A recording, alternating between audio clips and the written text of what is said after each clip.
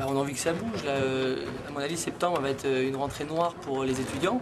On ne propose aucune solution concrète du côté du gouvernement. Nous, là, on a envie effectivement de rigoler un petit peu. Là, on va leur montrer qu'effectivement, nous, on a des solutions sur le court terme. On va amener des étudiants à rentrer dans une logique de réquisition d'immeubles dès octobre. Et voilà, on va essayer de faire plier le gouvernement par rapport à ça, qui lance un programme de construction de logements ou qui s'associe avec nous sur la réquisition d'immeubles institutionnels qui laissent vacants déjà depuis 4-5 ans. Toujours la même problématique qu'on traite depuis 6 mois avec le ministère de la crise du logement.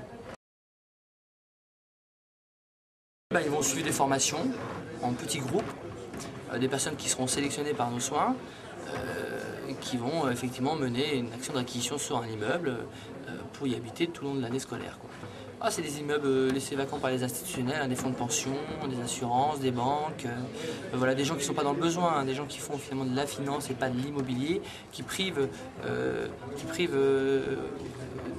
millions de mètres carrés du marché, quoi. Enfin, c'est ça, ils privent le marché de millions de mètres carrés, et là on va les amener effectivement à devenir contributeurs un petit peu de la formation de nos jeunes en France.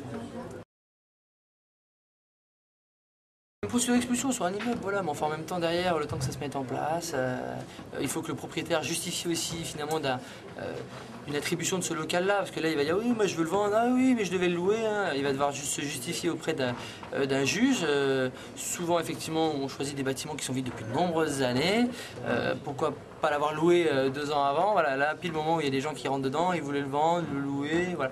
Il va avoir du mal à se justifier, derrière la procédure va prendre son temps, une année scolaire qui s'est déroulée, quoi. Et puis on verra après si effectivement ça arrive à se pérenniser, si des organismes HLM, s'il y a une préemption, si effectivement le propriétaire est prêt à faire signer un bail pendant 3 ans à ses étudiants. Voilà, il y a plein de possibilités derrière. Ce qu'il faut, c'est maintenant qu'on passe à l'action concrètement par rapport à ce problème-là.